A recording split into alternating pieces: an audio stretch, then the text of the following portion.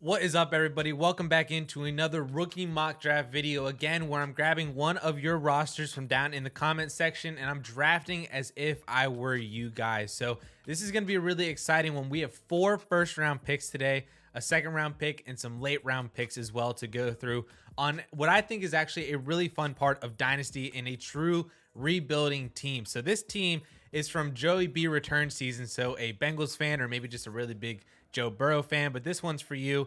And we're going through a 10-team Superflex where you're starting a quarterback, a Superflex, 2 running backs, 3 wide receivers, and a tight end as your starting roster. And the draft is on May 28th, so just a day after this is releasing. So good luck to you, JoeyB Return SZN. Let me know how this goes. But we're just going to draft as if we were you. And taking a look at your roster, you have Patrick Mahomes and Trey Lance at the quarterback position. Running backs are Darrell Henderson, Trey Sermon, Jeff Wilson, Chris Carson, a bunch of other Jags you said. At wide receiver, you have Lockett, Terrace Marshall, Nico Collins, Antonio Brown, so not much going on there either. And tight end, you have Dalton Schultz, Cole Kmet, and Evan Ingram. So let's just move over to the draft board and just kick things off, see how things going, because our first pick in the first round is the 1.04. Then we also have the 107, the 9, and the 110. So overall, wow, Kenny Pickett went at the 1.03. I don't really know if that's going to happen.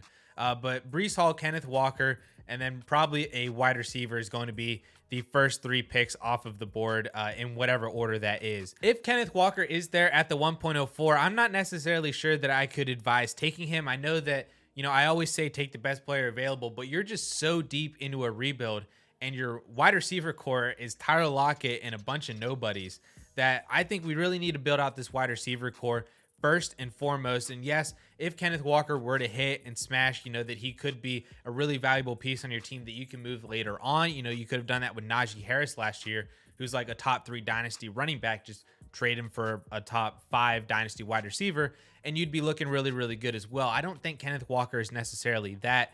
And I think even if he maintains like mid or high end RB2 value, that's really not going to make all that much of a difference than if you would have just drafted one of these top wide receivers at the 1.04.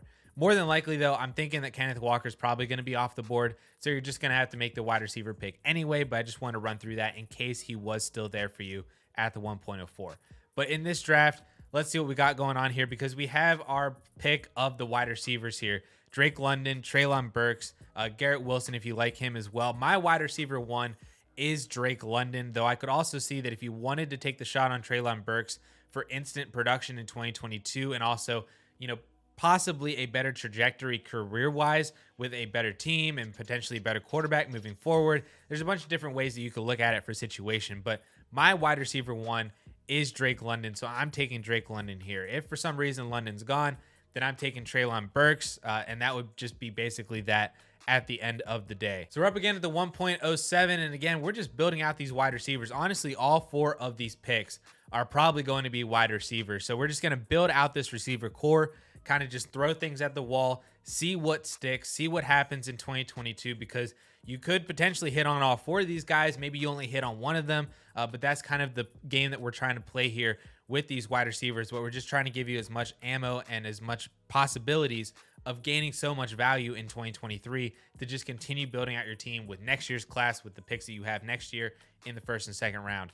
So I'm taking Jameson Williams here. He's my next ranked wide receiver in this class at wide receiver 4 behind those guys. Overall, I think Jameson Williams is going to have a lot of value and a really good opportunity to succeed in the Detroit Lions offense. So I like taking the shot on him here.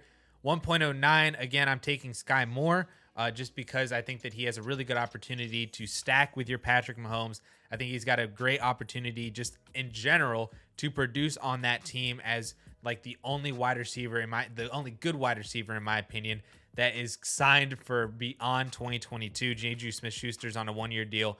Marquez Valdez-Scantling is whatever. Travis Kelce is getting older, though still super productive right now. But I think Skyy Moore is in a fantastic situation and could really come out as the wide receiver 1 on this team as a slot plus wide receiver on the Kansas City Chiefs to stack with your Patrick Mahomes. So I like that a lot there. And then finally, it's between Christian Watson and Jahan Dotson again. It's just this debate is going to go on so much. So really there's 2 ways to look at this. And to be honest with you, I'm a little bit biased and I also don't really like Christian Watson, but I'm going to take Jahan Dotson here. But there's 2 ways to look at this. Number 1, you take Christian Watson because he has the highest ceiling in the Green Bay Packers. He could be an immediate producer as the wide receiver 1 on the team with Aaron Rodgers.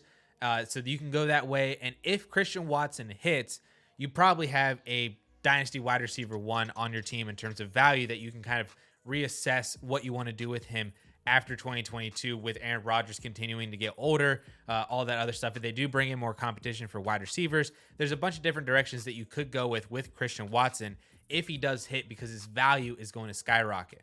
On the other hand, as important as it is to hit on players whose values are going to increase and potentially even skyrocket, it's as important to just not take players that are going to plummet in ADP, right? You don't want to take the Jalen Reagors. You don't want Laquan Treadwell, Josh Dotson, all those other kind of players. And I have a fear that Christian Watson is one of those guys. So it's just as important to avoid those players as it is to hit on those other players that are going to ascend in value. And that's why I lean toward Jahan Dotson, because I think that he is just overall a much better prospect. I think that he is a better player. He has better production at a Division I school rather than Christian Watson at North Dakota State. They're basically like just as fast as each other. Jahan Dotson, I think, is an amazing talent. And should the opportunity arise where Jahan Dotson could also be the wide receiver 1 for Washington, if Terry McLaurin is not re-signed, Washington might not want to re-sign McLaurin. McLaurin might not even want to be there. I think there's a realistic possibility, like a 50-50 chance, that Jahan Dotson is the wide receiver 1 for Washington next year. And that's maybe why they invested so much into him in the first round, ahead of where they even drafted Terry McLaurin. So I really think that they like Jahan Dotson, not only as an immediate producer in 2022, but also as a long-term wide receiver 1 for their team as they continue to build out their offense. So we're up again at the 2.07, and the board fell exactly as I would have liked. The player that I do hope does slide to you is David Bell at the 2.07. Again, we're just filling out these wide receivers, giving you as many good possibilities to hit on value risers in 2022 and into 2023. I think David Bell is in a fantastic situation as the Cleveland Browns wide receiver 2 to be like the Jarvis Landry replacement. We'll see what happens with Deshaun Watson if he plays, half the season, the entire season, none of 2022. But Deshaun Watson is the future quarterback for the Cleveland Browns, and David Bell is going to be the future wide receiver 2 for Deshaun Watson. And that's a role and a player that I really want to invest in, not even to mention the fact that I think David Bell is just a really good player. I don't really care about the athleticism or whatnot. He produced at Purdue for 3 years in a row, and I love seeing that. So I'm just taking David Bell there at the 2.07. Absolutely love what we have going on here. So now we're up again at the 3.03. And again, same situation. Player that I wanted to fall for you did fall for you, and that's Wan'Dale Robinson, second round pick to the New York Giants. If you don't really know why I'm taking Wan'Dale Robinson, I invite you to go back and check out my Dynasty Discounts video from just like a week or two ago. Basically, I show that Wan'Dale Robinson is not that much different than Elijah Moore. We're just valuing Elijah Moore a lot higher because we saw him do it for a few weeks with the New York Jets. And also Wan'Dale Robinson, though drafted not that far behind where Elijah Moore was, went to what we view as a worse team and a worse landing spot in the New York Giants. But there's a realistic possibility that Wan'Dale Robinson's the best wide receiver on this team. Kenny Golladay has not been Kenny Golladay since basically leaving the Detroit Lions, or even that final year in Detroit. Sterling Shepard just tore his Achilles and has always been plagued by injury as well. Kadarius Toney could be Kadarius Toney, or we don't really know what's going on there. I think Wan'Dale Robinson's a better player than Kadarius Toney and is what the Giants thought they got in him. And that's actually what Wan'Dale Robinson is. So overall, I just really love Wan'Dale Robinson. I love the profile. I love the player. I love the opportunity of getting him at 3.03. And I'm so happy to be able to grab him here. So we have 3.04 and 3.06 next. This is where we can start looking at the running back position. I like Tyler Allgeier. He's like the first player that I'm looking for in the third round other than Wan'Dale Robinson. So I like Allgeier as a player who, I mean, if you find like an Elijah Mitchell kind of player, that's going to be good for you because he's gaining a lot of value that you can potentially trade off for maybe like a first round pick in 2024 or maybe even next year as well. If that ultimate ceiling and upside were to hit, or if Allgeier just became, Damian Harris, I still think you can get like a second round pick for him if he ends up doing that kind of thing, or like a Michael Carter situation.